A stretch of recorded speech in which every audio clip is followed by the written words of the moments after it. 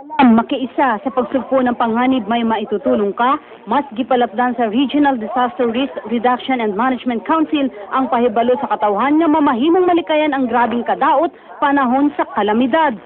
Andam ang buhatan sa paghatag og technical assistance alang sa matag local government unit.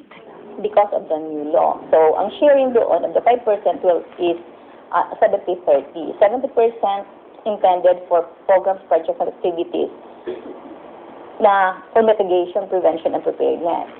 Yung 30%, yun na ang gagamitin during disaster. At kung galing doon pagbaha, hugot nga ipatuman ang preemptive evacuation aron masiguro nga walay mahimong samdan og zero casualty.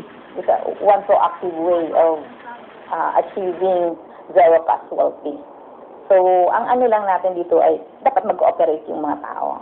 Pag sinabi ng local DRRMC na evacuate, then evacuate. Tambag sa OCD, gawas nga mahimong alerto, mag-andamdaan og emergency kit. Importante usab nga hibawon ang hotline sa kapulisan, fire station, ospital ug uban pang opisina nga mamahimong kaduulan panahon sa emerhensiya. May Jess Patrol sa Caraga.